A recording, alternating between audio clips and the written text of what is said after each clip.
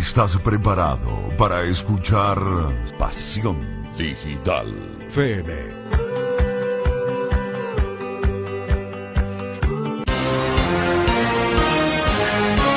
Despierta con nosotros en Café Digital, un espacio informativo.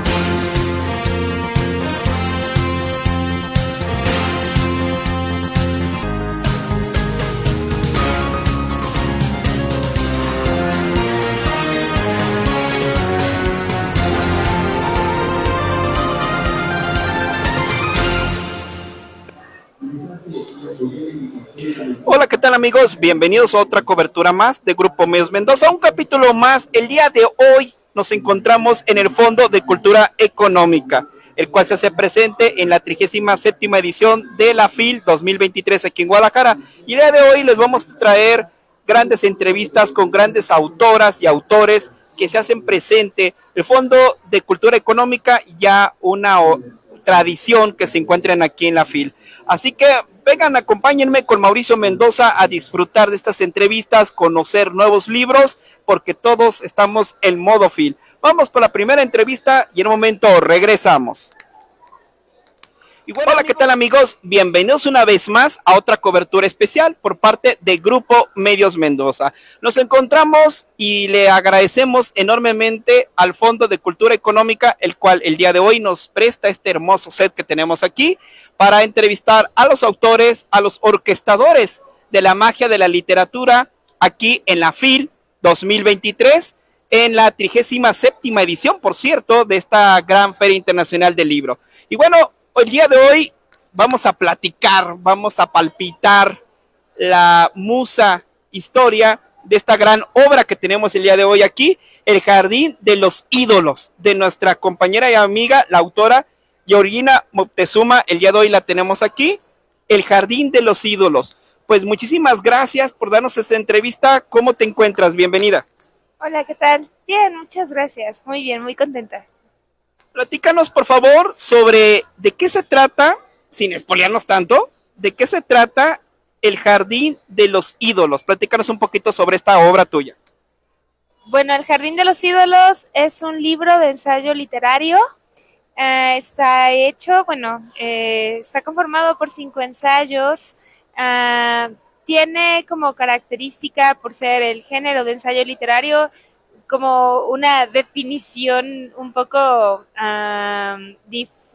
difusa, no habla sobre un tema en específico, todo tiene como el germen de una búsqueda, de un lugar en específico, de un lugar además muy especial para mí, porque era parte de muchas historias familiares, pero también como de una especie de jardín donde existieron supuestamente ídolos prehispánicos de piedra. Entonces, en esa búsqueda de esas historias, otras cosas que se van descubriendo, ¿no? Y que tenían que ver con la ciudad, con mi familia, conmigo misma, pero creo que más hacia la sensibilidad de la búsqueda de historias, de esa curiosidad y esa búsqueda permanente de buscar historias. Estamos encontrando en esta exquisita obra tuya un jardín en donde el público puede encontrar esta, vamos a llamarlo así, coyuntura de varios dioses prehispánicos, y en ese viaje imaginativo y único que nos ofreces, que la gente se vaya acercando a ellos, acaso, y descubriendo a través de qué, de un protagonista, de un trama, cómo se va desarrollando la obra. Sí, tiene mucho como de esa mitología, okay. Tiene mucho sobre la búsqueda de historias en esa mitología, en esa tradición, también en los sueños que decía, pero es una voz narrativa, es un yo, no es como tal, digamos, un personaje, pero sí es esa voz narrativa que guía el ensayo, ¿no? ¿Como primera persona? Sí, es en primera persona esta voz, sí. ¿Cuánto tiempo te tardó en realizar el manuscrito? ¿Cuánto te tardó el tiempo en realizarlo? Porque muchas veces la gente que quiere iniciarse en este rubro, pues tiene esa esa pregunta. Y si es tu primera obra o si ya antes habías hecho otros trabajos. Es el primer libro que termino como tal. Creo que mucho tiempo he estado escribiendo de manera un poco no tan organizada. Es la primera vez que tengo un proyecto como tal. Es por eso también creo que ya lo venía escribiendo desde hace tiempo, de otras formas, en otros formatos, en distintos talleres, como con ese deseo siempre, ¿no?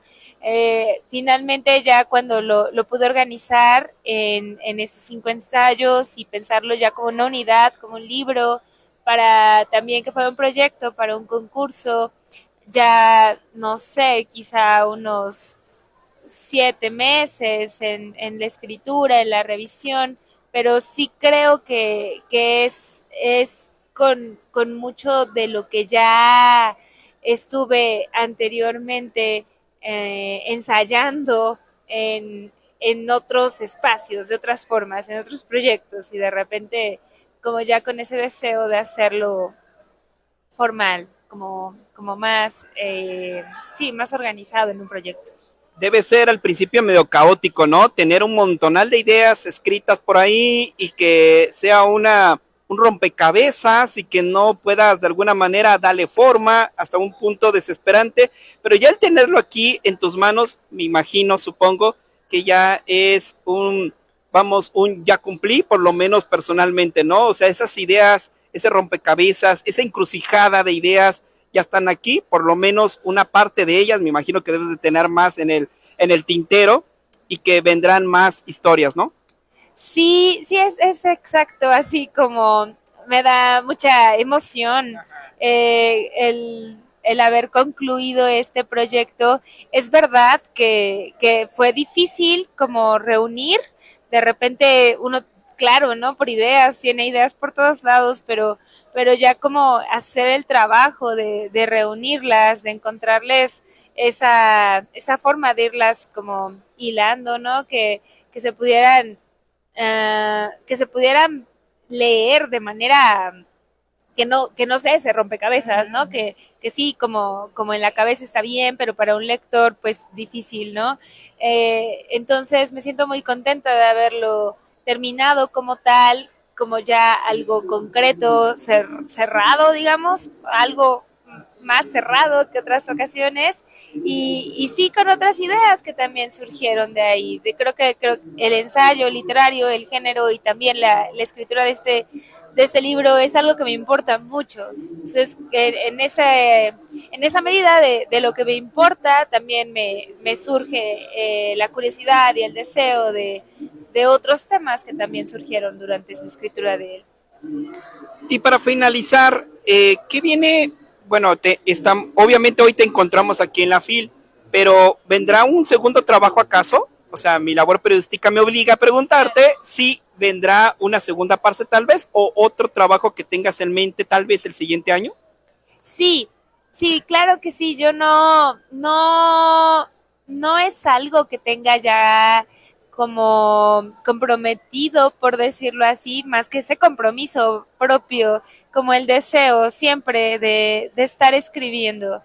En la medida de que algo me importa y que por ese deseo y la importancia que yo le doy es lo que me motiva. Sí, estoy trabajando en la escritura todo el tiempo. De repente es la vida, ¿no? Que uno se ocupa de otros temas y el hecho de volverlo a tomar ya como un proyecto, estoy en eso, en este año, de nuevo comprometerme con un proyecto a que pueda terminarlo igual que el Jardín de los Ídolos y con esa misma, digamos, como más el deseo que tengo por escribir que la búsqueda de una publicación, de un apoyo, que estaría padrísimo, me encanta, pero más por el hecho de volver a hacer algo que a mí me tenga contenta. Bueno, pues ya lo tienen, amigos, una obligación ya el poder adquirir este libro, El Jardín de los Ídolos, de nuestra amiga, una extraordinaria mujer, una extraordinaria persona que aquí ya pone orden en una, si puede llamarse literariamente, una parte solamente de ese misterio que se emborda en cada texto que tiene este gran libro. Aquí está en manos del Fondo de Cultura Económica, que es una extraordinaria plataforma, una extraordinaria institución para todos y que ha impulsado a grandes autores. Por último, para finalizar, tus redes sociales. Entendemos que hoy te encontramos aquí en la FIL, pero más allá de la FIL, pues los autores, la mente sigue fluyendo, sigue caminando. ¿Dónde más te pueden encontrar en las redes sociales?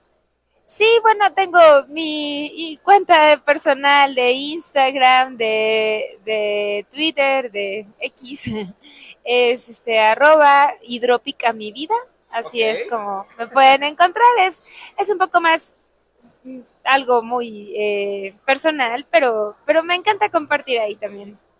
Bueno, pues ahí lo tienen, para que puedan disfrutar de esta extraordinaria obra. Pues muchísimas gracias por esta entrevista y bueno, pues mucha suerte. Ya estaremos al pendiente del segundo que vendrá seguramente y bueno, pues comentar a nuestro público en general que pues ya estará, obviamente ya está disponible en el Fondo de Cultura Económica, ¿no? Sí, ojalá que sí, que puedan leerlo y compartirlo. Bueno, pues vamos a continuar más aquí en esta cobertura especial de Grupo Medios Mendoza. Y bueno, amigos, vamos a continuar con la segunda entrevista de otra mujer talentosa, de otra mujer escritora, una gran autora, donde nos va a reflejar una gran trabajo, un manuscrito que está realizando. Así que vamos a ella a descubrirla y en un momento regresamos.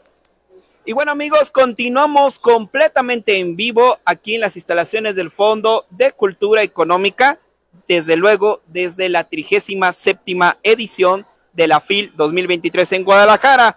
Y bueno, el día de hoy tenemos la oportunidad de entrevistar, a cual agradecemos enormemente, otra extraordinaria mujer, el cual hoy nos trae su más reciente bebé, Innecesaria, es por parte de la autora Jessica Anait, el cual tenemos el día de hoy aquí en Grupo Medios Mendoza. Jessica, pues muchísimas gracias y pues un agasajo, ¿no? Ya tener este bebé ya aquí en la FIL y qué mejor panorama y marco que dentro de lo que es el Fondo de Cultura Económica. Bueno, pues muchas gracias por la entrevista. Estoy muy contenta de que pues me den el espacio para hablar sobre Innecesaria. Platícanos, Jessica, Innecesaria. Un libro de poesía, un libro que seguramente tendrá diferentes tintes, diferentes coyunturas. ¿De qué se trata? ¿Cómo se palma? ¿Cómo fue que concebiste esta idea que ahora ya es una completa realidad y necesaria dentro de la literatura, dentro de la poesía? Bueno, pues fue primero por una experiencia propia. Bueno, tengo 2 hijos y pues tuve cesáreas programadas. Obviamente injustificadas porque jamás se me dio la razón de por qué estaban programadas y por qué no pude intentar un parto. Bueno, desde ahí llega la búsqueda para realizar este libro que ahora pues tengo aquí en mis manos.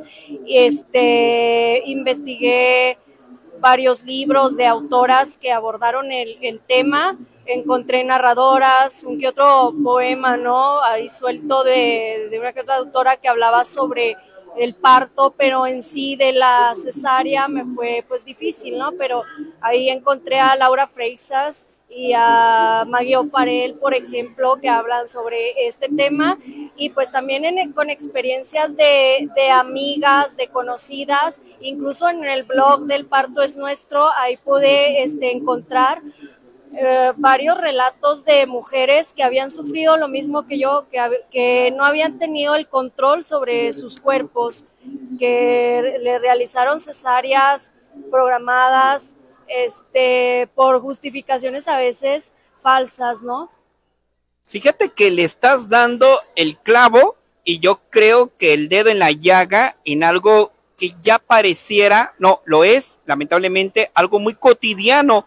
No sé si en otros países, pero sí aquí en México, ¿no? Las chicas llegan a las instancias públicas, Seguro Social, IMSS, hay que decirlo con sus palabras, y te programan la cesárea.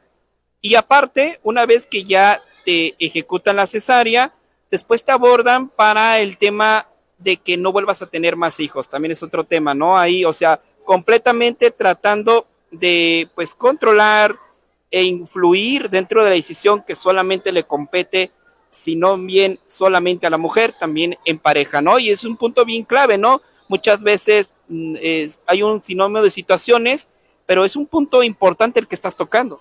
Claro, actualmente pues las cesáreas se han convertido en una plaga a nivel mundial, o sea, ya por ejemplo menciona Ivonne Olza que una de cada 3 mujeres va a ser sometida a esta cirugía mayor, donde se van a abrir muchas capas para extraer a un niño, porque es una extracción, no es una, como en el parto, la expulsión, o sea, para extraerlo y no permitirle a la madre ni siquiera experimentar las contracciones, que es cuando se desata la hormona del amor. Entonces, por eso este poemario que tiene sí una función estética, pero también una función de denuncia para visibilizarlo, que estamos ante un problema grave, porque ya después es probable que el cuerpo de las madres ya no puedan parir.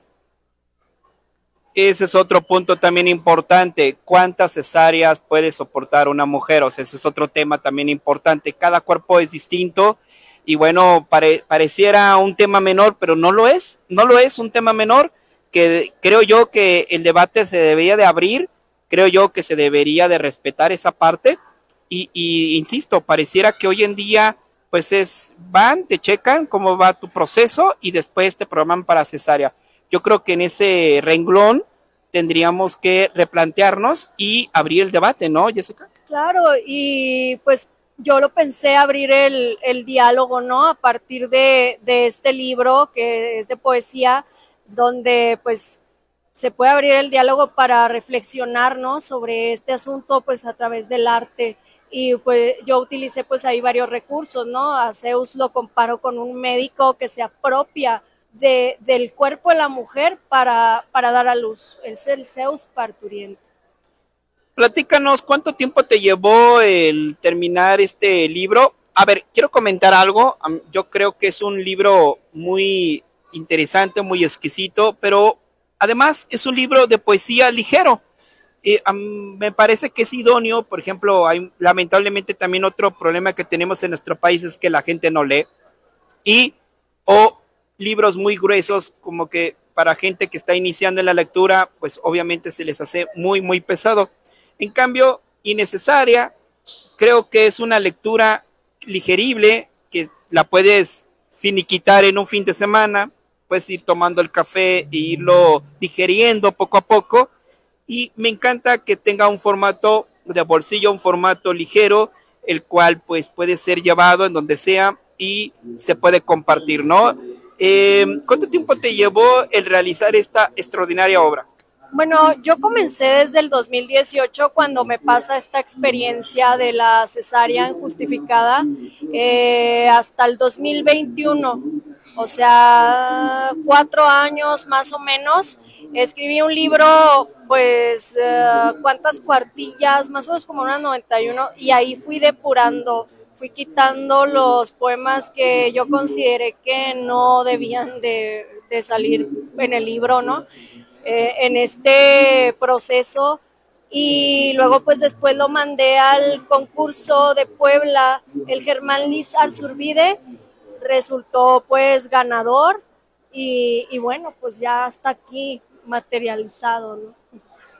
Pues excelente, excelente, Jessica. Platícanos tus redes sociales, ¿dónde la gente te puede localizar? Si bien entendemos que estás en esta 37ª edición de la FIL y que si bien estás aquí dentro del Fondo de Cultura Económica, que es maravilloso el marco, pero más allá de contexto y de eventos, ¿en dónde te pueden localizar tus redes sociales? Bueno, yo estoy en Facebook como Jessica Anaid, Anaid Diana al revés, como pueden ver. Ahí me pueden mandar solicitud, seguirme, o en Instagram, que estoy como jessica.anaid.hdz, y pues ahí subo a veces pues información sobre el libro, y igual ahí lo tengo a la venta por si quieren acercarse y llevarse una dedicatoria, 60 pesos y pues la dedicatoria incluida. Bueno, pues ahí lo tienen.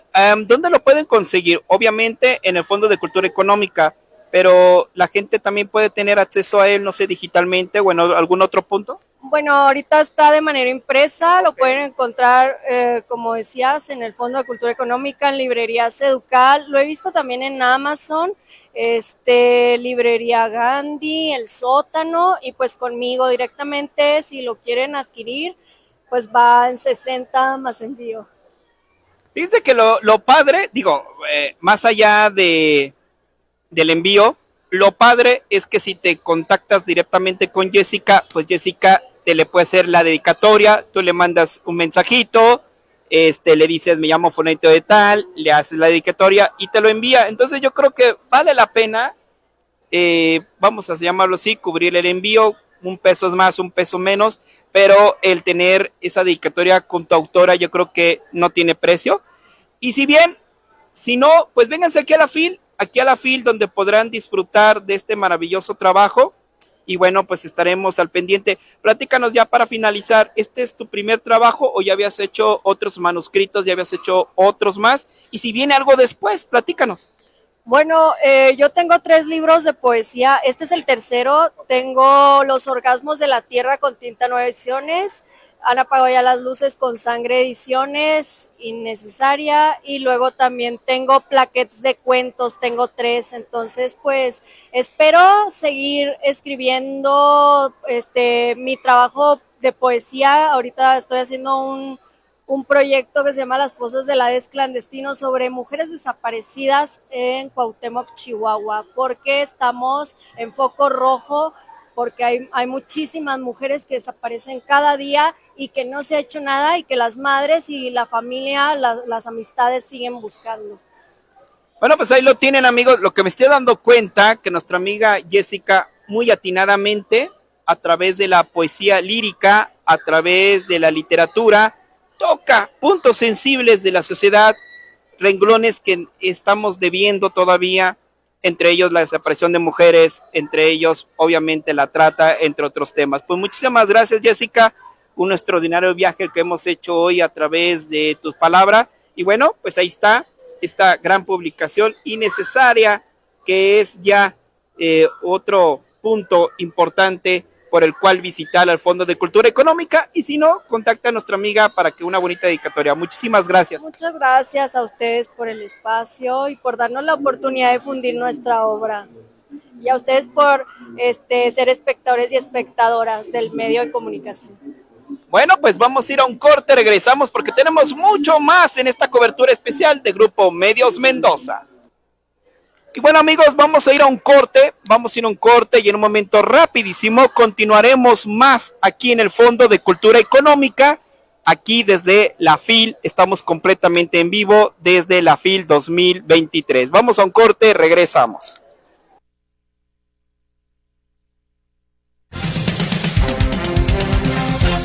El ayer y hoy solo por Café Digital.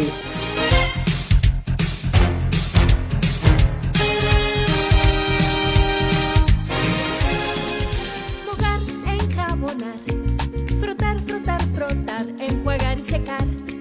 ¿Ya te lavaste las manos? Pero si están limpias. Aunque parezcan limpias, hay que lavarlas. Es la forma más fácil de evitar gripes, diarreas y otras enfermedades. 5 de 5. Mojar, enjabonar, frotar, frotar, frotar, enjuagar y secar. Con manos limpias, seguro estarás mejor.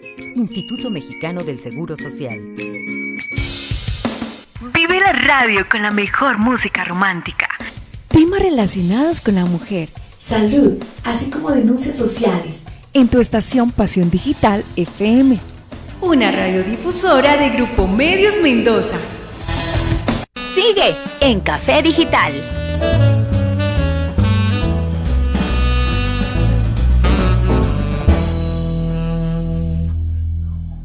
Y bueno, amigos, ya regresamos completamente en vivo en una cobertura más de Grupo Medios Mendoza desde el Fondo de Cultura Económica. Y bueno, queremos agradecer enormemente las facilidades que nos han otorgado para utilizar este bonito set, el entrevistar a los autores. Y vamos a traerles más en este gran programa que tenemos especial para ustedes, con dedicación al Fondo de Cultura Económica. Así que vamos a otra gran entrevista y en un momento regresamos. Hola, ¿qué tal amigos? Bienvenidos a una cobertura más por parte de Grupo Medios Mendoza. Y bueno, estamos aquí en la 37ª edición de la Feria Internacional del Libro aquí en Guadalajara 2023. Y pues agradecemos enormemente el apoyo y los abrazos abiertos del Fondo de Cultura Económica, el cual nos brinda este maravilloso set. Y miren la belleza de libro de bebé que tenemos el día de hoy aquí. La Casa del Obrero Mundial. Una obra extraordinaria, una obra exquisita, la cual la autora la tenemos aquí, nuestra amiga Ana Rivera, el cual es una de las orquestadoras de esta gran belleza literaria. Y bueno, la tenemos el día de hoy aquí en esta agradable entrevista. Y bueno, agradecerle enormemente que nos brinde estas palabras y agradecerle que esté aquí con nosotros platicando sobre su nuevo bebé. Muchas gracias por la invitación. Es un gusto siempre hablar de lo que a uno le interesa. Platíquenos, por favor, La Casa del Obrero Mundial, una escritura obligada ya para aquellos que quieren incursionar bajo este tema, que pues vaya que va a dejar un buen sabor de boca y algunos lectores encontrarán grandes misterios, coyunturas dentro de esta gran obra. Platíquenos un poquito sobre La Casa del Obrero Mundial. La Casa del Obrero Mundial es la primera gran central sindical de la historia del movimiento obrero mexicano. Había habido algunos intentos de organizarse desde el siglo XIX, el Gran Círculo de Obreros Libres, de una vida muy efímera, pero es en el contexto de la Revolución Mexicana cuando los obreros tienen la oportunidad al digamos, debilitarse las posibilidades de control que tenía el porfiriato, los obreros aprovechan y crean esta organización. Es una organización que se inspiró en un proyecto ideológico revolucionario de carácter internacional, que era el anarquista, un movimiento que pretendía en la rama más radical del pensamiento socialista, que planteaba la necesidad de acabar con el Estado, el capital y la influencia del clero para alcanzar la libertad absoluta del individuo. Pero en lo que eso pasaba, había que luchar por mejorar las condiciones de vida aquí y ahora. Y eso lo ofrecía el sindicalismo, que buscaba una acción directa de los trabajadores frente a los conflictos sociales. Y entonces la Casa del Obrero Mundial, que además es internacionalista en su nombre, emprende esta lucha, pero en medio de una revolución que la obliga a tomar decisiones, a pactar con una facción y no con otra. Y esto es de lo que habla el libro, ¿no? De esta existencia azarosa de esta organización obrera en el curso de la Revolución Mexicana. Creo, maestra Ana, que ha tocado una fibra muy sensible dentro de la historia de México. No podríamos comprender el cómo maquinaciones orquestadas políticamente se hayan gestionado sin la ayuda de los sindicatos, sin ayuda de sindicatos de obreros. De hecho, el priismo que viene después de lo que fue la posrevolución, pues fortaleció significativamente con el sindicalismo. Y bueno, esta obra aclara estos puntos, cómo se fueron originando, cosas que regularmente en la historia cotidiana no nos comentan, no nos difunden más. Bueno, lo que es bien interesante es que esta organización, al ser anarquista, no quería ningún vínculo con el Estado, ni ninguna intermediación del Estado en las negociaciones entre trabajadores y patrones. Apostaba por lo que se conocía como la acción directa y con el lema, famoso lema, de que la emancipación de los trabajadores tiene que ser obra de los trabajadores mismos. Entonces, bueno, sí en algún momento accedieron a que el Departamento del Trabajo interviniera en sus conflictos, pero su apuesta era por la no participación política y la acción directa. Y justamente esto hace que Carranza, después de haber hecho un pacto con la organización en 1915, terminara rompiendo con ella en 1916 y después de una huelga general en el verano de 16, acabó reprimiéndolos de manera muy importante. ¿Por qué? Porque Carranza quería construir un Estado y ellos querían acabar con el Estado. Entonces, no hubo manera de conciliar ambas cosas. Y es hasta 1918 cuando se funda otra organización obrera, que fue la CROM, la Confederación Regional de Obreros de México, en donde ya se apuesta por la colaboración con el Estado. Ya no es la acción directa, sino la acción múltiple, que contempla la posibilidad de negociar incluso espacios de participación política con los sindicatos. Es ese sindicalismo de la CROM el que marca la historia de las luchas obreras a partir de entonces. Pero la Casa del Obrero es reprimida justamente por no querer entrar en la componenda política con el Estado. ¿La Casa del Obrero fue reprimida especialmente por el gobierno de Carranza o después del gobierno de Carranza todavía tuvo ecos posteriores? De hecho, antes incluso de que Carranza fuera presidente de la República, todavía era primer jefe de la Revolución Constitucionalista, una revolución que ya era triunfante frente a los ejércitos de la Convención en ese momento, los reprime. Y unos meses después, sin embargo, se organiza el Congreso Constituyente, y en el Congreso Constituyente, gente del constitucionalismo impulsará una inclusión de una ley laboral que está en el artículo 123, que contempla muchas de las demandas de la organización obrera. Ahí ya están las demandas de jornada de 8 horas, salario mínimo, derecho de asociación y huelga, prohibición del trabajo infantil, día de descanso a la semana. Todo esto que habían sido reivindicaciones de la Casa del Obrero Mundial quedan plasmadas en el artículo 123, pero ya bajo control del Estado, ya no como una organización autogestionaria a los trabajadores. Estamos encontrando que en esta obra suya, la Casa del Obrero Mundial, estamos encontrando obviamente gran parte de esas bases de leyes obreras que tenemos en la actualidad. Ellos fueron de alguna forma maquinando esta idea, aún en su principio fue anarquismo, vamos a llamarlo así, pero posteriormente se fue transformando a las leyes que ya tenemos, especialmente las horas de trabajo, las jornadas, ¿no? Que superaban más de 8 horas, no había control en ese sentido. Sí, claro, nosotros somos deudores en gran medida, por un lado, del famoso programa del Partido Liberal Mexicano de Ricardo Flores Magón, que en su programa y manifiesto habla ya de estas cuestiones, pero luego quienes las impulsan en la práctica en el transcurso de la Revolución Mexicana son los militantes de la Casa del Obrero Mundial. Y sus luchas, además, creo que es bien interesante cómo después del pacto con el constitucionalismo pueden hacer difusión de estas ideas por todo el país, porque ellos eran una organización de la Ciudad de México, pero después del pacto pueden salir y de la mano del ejército constitucionalista abren casas del obrero por todos lados, incluida Guadalajara, claro está, en Mérida, en Tampico, en Colima, en Morelia, aparecen casas del obrero que impulsarán con la Casa de la Ciudad de México todas estas demandas que las vemos luego concretadas en el artículo 123.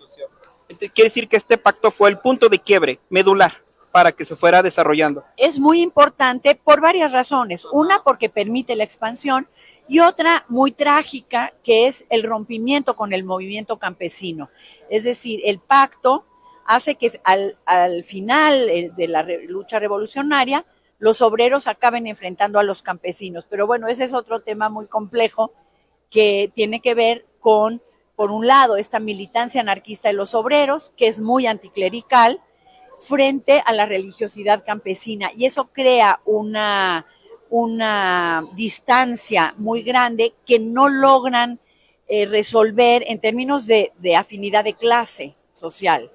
Entonces, bueno, ese es un episodio muy trágico, el desencuentro de los obreros de la ciudad con los revolucionarios del campo, pero la alianza con los constitucionalistas les permite esta expansión por todo el país.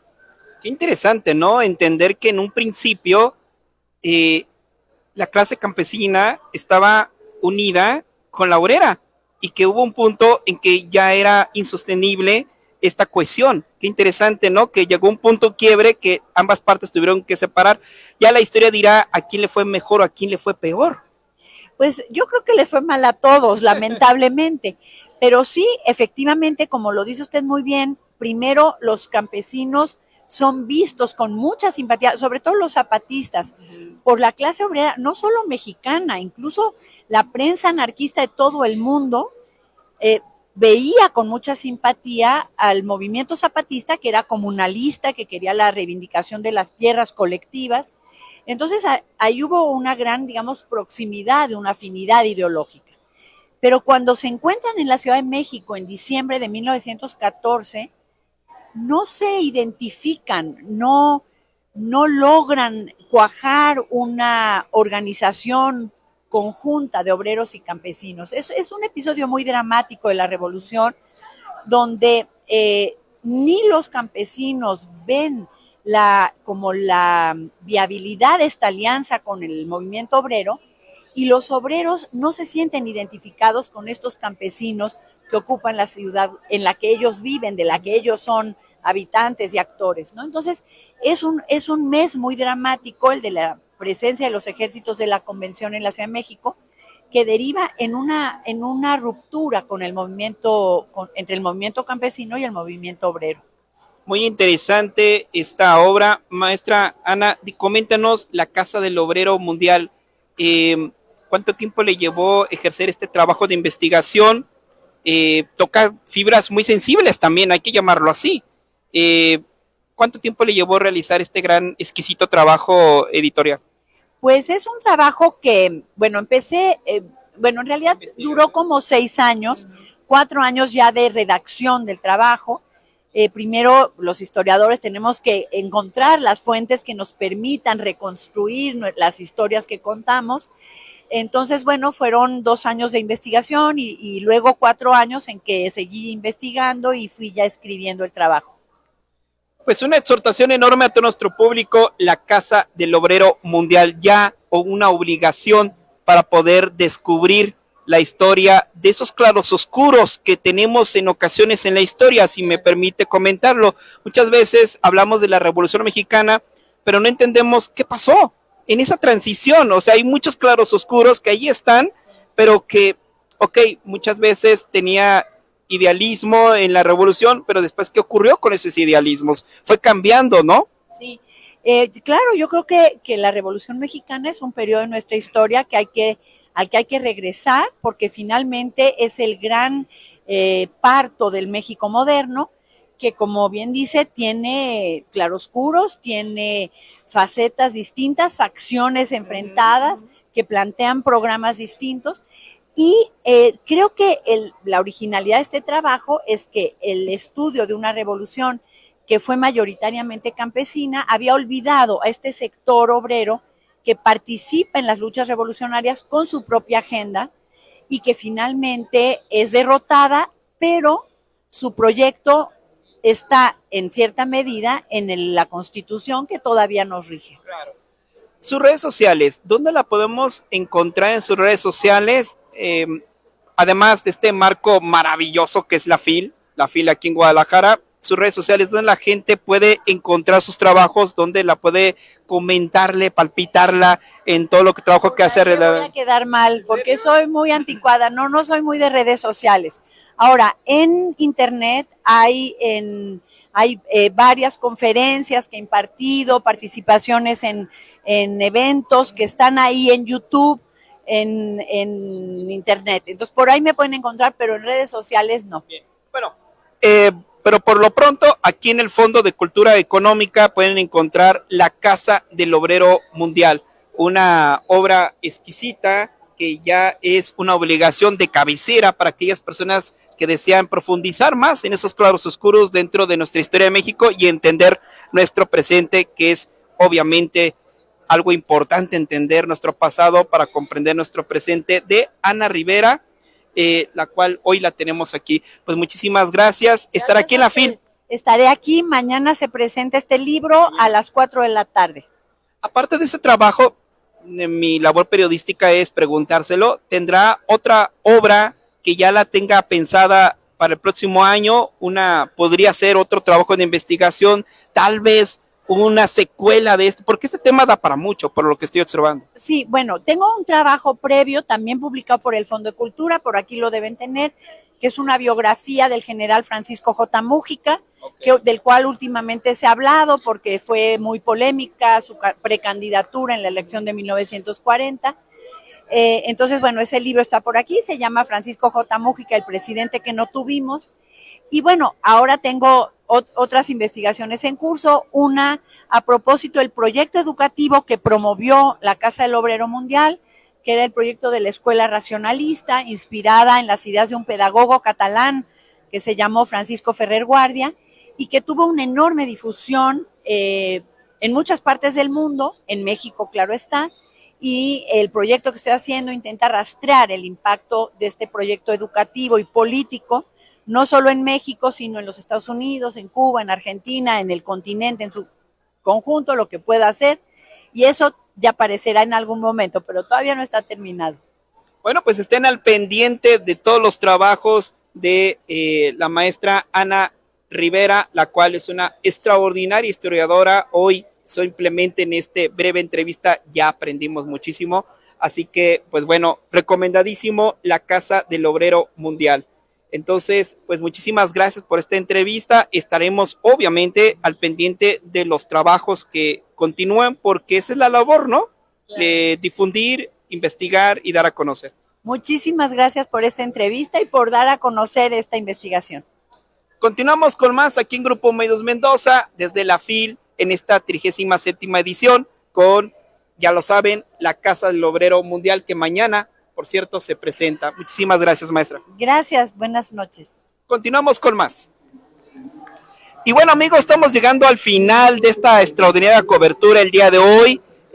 A través del Fondo de Cultura Económica, nuevamente agradecemos las facilidades que nos otorgaron para poder realizar estas grandes entrevistas con grandes autores. Muchísimas gracias. Sigan en la señal de Grupo Medios Mendoza, porque todos estamos en modo FIL. Vámonos y hasta la próxima. Gracias.